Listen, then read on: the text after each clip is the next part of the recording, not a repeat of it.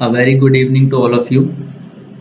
जैसा कि मैंने आप लोगों को बताया था कि पिछले वीडियो में हम लोगों ने जो क्वेश्चन डिस्कस किए थे वो इंटरव्यू के जनरल क्वेश्चंस थे, जो कि हमारे नेट क्लियर करने के बाद इकोनॉमिक्स के जो बच्चे हैं जो नेट क्लियर कर लेते हैं या जो नहीं भी कर पाते हैं, अगर वो कॉलेज में या किसी पीजीटी के इंटरव्यू वगैरह में अगर पढ़ा पीजीटी का पेपर निकाल लें या असिस्टेंट प्रोफेसर का किसी यूनिवर्सिटी का या किसी जगह का भी रिटर्न अगर निकाल लेते हैं और बाई चांस डायरेक्ट इंटरव्यू देने भी जाते हैं तो वहाँ पे काफ़ी जनरल क्वेश्चंस पूछे जाते हैं।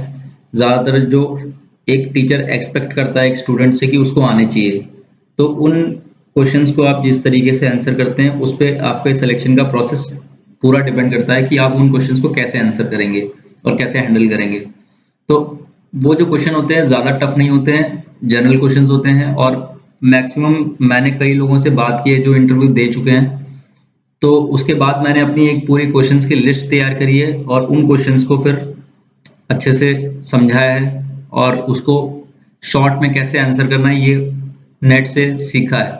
तो मैं भी उसी चीज़ की प्रिपरेशन कर रहा हूँ, कई जगह मैंने इंटरव्यूज दिए हैं तो मुझे पता है कैसे मैं अपनी प्रिपरेशन भी कर रहा हूँ और मैं चाहता हूँ आप लोग भी मेरी इस प्रिपरेशन से साथ साथ कुछ हेल्प ले सकें।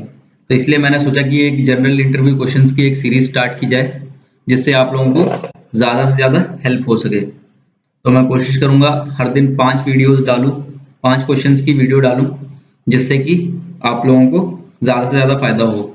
और भी आप लोगों के साथ और भी स्टूडेंट हैं जो नेट की तैयारी कर रहे हैं, तो उनको आगे आने वाले इस सीरीज़ से बहुत फ़ायदा होगा, क्योंकि नेट क्लियर होने के बाद भी आपको इंटरव्यू फेस करना पड़ता है अगर जॉब लेनी है, तो उसके लिए आपको इन क्वेश्चंस को अच्छे से हैंडल करना बहुत ज़रूरी है। तो वीडियो ज़्यादा लंबा ना करते हुए हम अपने क्वेश्चंस पे आते हैं।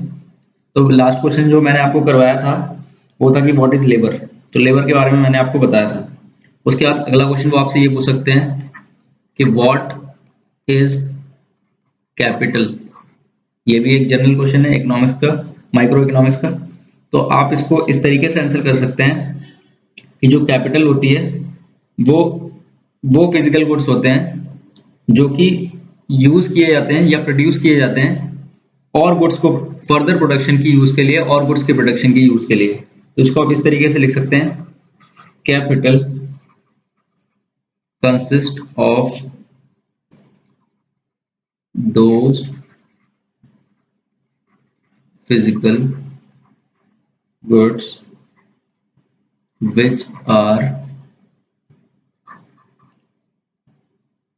which are produced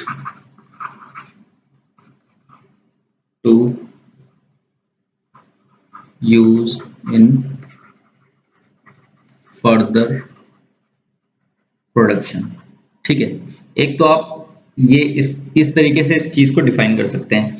इसी में एक्सटेंड करके आपसे अगला क्वेश्चन क्या पूछ लेगा इसके जस्ट बाद कि give some examples of capital. Simple सा इसी से related, give some examples of capital.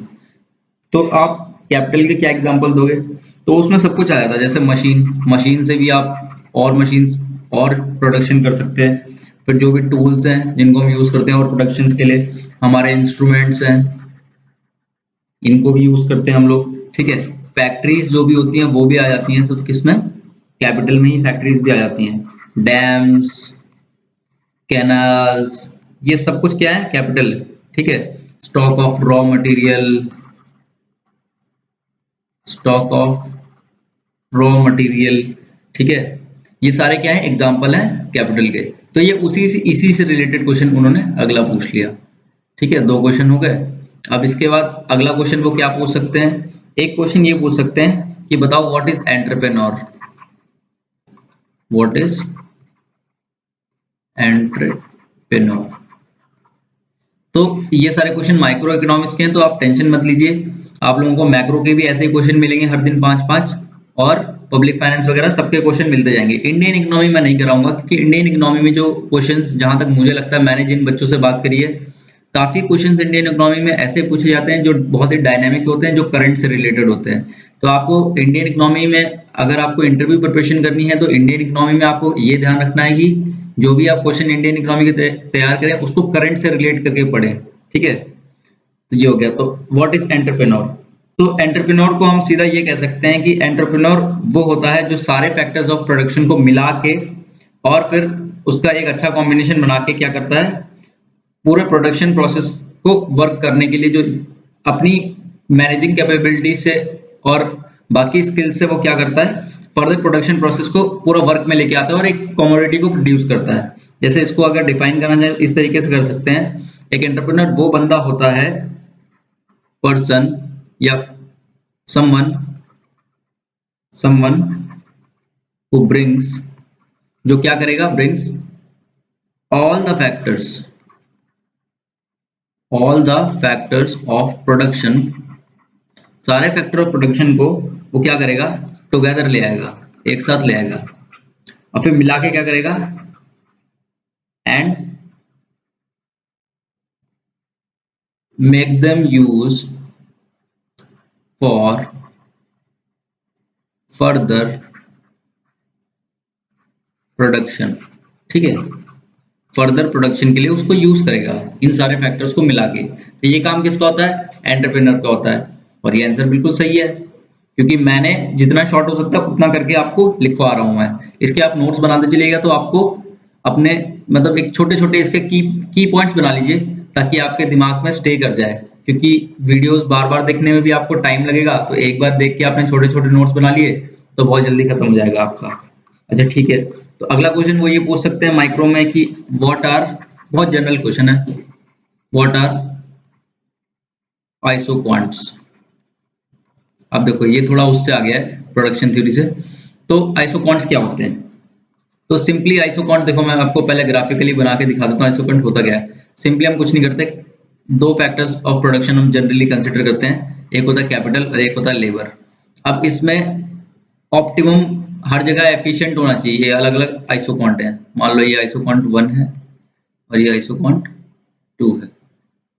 ठीक है, तो इसके इस आइसोक्वांट के हर पॉइंट पे efficient allocation of factors of production होगा। ठीक है, तो मतलब ये क्या है, ये लोकस है। ये सारे पॉइंट्स क्या हैं, अगर इन सारे पॉइंट्स को मिला दें तो इसको बेसिकली मैं ये डिफाइन कर सकता हूं कि it is the locus of all the technically ये सारे एफिशिएंट पॉइंट हैं। ठीक है, technically efficient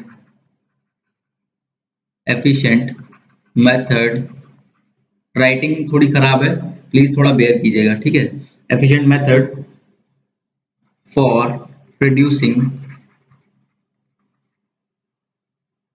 a given level of output, मतलब आउटपुट आपको बोल देगा 10 यूनिट बनानी है। अब वो 10 यूनिट बनाने के लिए आप कैपिटल और लेबर का क्या अलग अलग कॉम्बिनेशन, मान लो आपने 9 कैपिटल लगा दी और एक वो लगा दी, एक लेबर लगा दी और 9 कैपिटल लगा दी। या फिर आप ये भी कर सकते हैं कि आपने 9 लेबर लगा दी और एक कैपिटल लगा दी, इस तरीके से। तो दोनों ही अपनी अपनी जगह पे एफिशिएंट है, दोनों ही एफिशिएंट है, टेक्निकली एफिशिएंट है, दोनों से ही कितनी 10 यूनिट बन सकती है। अब ऐसे ही सारे इस आइसोक्वांट पे जितने भी पॉइंट होंगे वो सारे टेक्निकली एफिशिएंट होंगे और उन सबका लोकस जब हम उनको ज्वाइन करेंगे तो एक लोकस तैयार होगा और उसी को क्या बोला जाएगा, आइसोक्वांट बोला जाएगा। ठीक है, तो मेरे हिसाब से आपको आइसोक्वांट क्लियर हो गया होगा और वहां पे आप एक्सप्लेन कर पाएंगे। अगला क्वेश्चन, ये क्वेश्चन वीडियो लंबी हो रही है, मैं अपनी वीडियो शॉर्ट ही रखूंगा तो इसीलिए आज का लास्ट क्वेश्चन है। तो सिंपल, सबसे सिंपल जो क्वेश्चन पूछते हैं अगर पूछेंगे तो ये पूछेंगे व्हाट इज डिमांड या फिर what do you understand by demand. तो इसमें सबसे जो क्लासिक आंसर जो लोग देते हैं कि demand refers to the amount of commodity और service which an individual buyer और household is willing to purchase. ठीक है, लेकिन विलिंग भी होना चाहिए और एबल भी होना चाहिए, बच्चे एबल को भूल जाते हैं। ठीक है, तो डिमांड तो किसी कमोडिटी होगी या सर्विस होगी। इन दोनों की अगर डिमांड की बात करें, इन दोनों की डिमांड क्या होगी, जब कोई हाउसहोल्ड या इंडिविजुअल इन दोनों को विलिंग भी है, मतलब चाहता भी है लेना, खरीदना चाहता है, willing to buy, as well as able to buy, मतलब वो उसको खरीद भी सकता है, तब इस चीज की डिमांड है। मान लो फॉर एग्जांपल, मैं आपको इसको अच्छे से एक्सप्लेन कर देता हूँ। मान लो एक फेरारी कार है, ये फेरारी कार है, अब मैं इसको लेना चाहता हूँ, ठीक है, I am willing to buy, लेकिन क्या मैं इसको खरीद सकता हूँ? एबल टू बाय में रॉन्ग आ जाएगा, एक ही टिक हुआ। तो फरारी की डिमांड मेरे लिए कोई डिमांड नहीं, मतलब फरारी का मैंने डिमांड में कोई वो इम्प्लीमेंटेशन नहीं किया, ठीक है। बट मान लो एक बैडमिंटन का रैकेट है, ठीक है, तो बैडमिंटन का रैकेट मैं खरीद भी सकता हूँ और मुझे खरीदना भी है। मान लो मैं खरीदना चाहता हूँ, मेरा रैकेट टूट गया था अभी कुछ दिन पहले, और मान लो मुझे खरीदना भी है और मैं खरीद भी सकता हूँ, एबल टू बाय दोनों ठीक है। तो यहाँ पे इसकी डिमांड में मैंने कुछ कंट्रीब्यूट किया, मतलब अब इसकी डिमांड है, तो ये डिमांड मानी जाएगी, लेकिन ये वाली डिमांड नहीं मानी जाएगी। तो ये बेसिकली फंडा बहुत लोगों को क्लियर नहीं होता, तो मैं चाहता था कि आप लोगों को क्लियर कर दूं, ठीक है। तो आगे आने वाली वीडियोस में इसी चैनल के साथ बने रहिए, तो और भी इसी सीरीज में और भी माइक्रो के क्वेश्चन आएंगे। लगभग 200 क्वेश्चन मैंने तैयार किए हुए हैं, बाकी लोगों से इंटरव्यू कर करके, जो भी लोग इंटरव्यूज देते हैं उनसे पूछ पूछ के, तो मुझे काफी आइडिया लग गया है किस टाइप के क्वेश्चन पूछे जाते हैं। तो मैं चाहता हूँ कि आप लोगों की भी हेल्प हो जाए, जो भी आगे तैयारी करेंगे, इंटरव्यूज वगैरह देंगे, तो उनको कोई दिक्कत ना हो, ठीक है।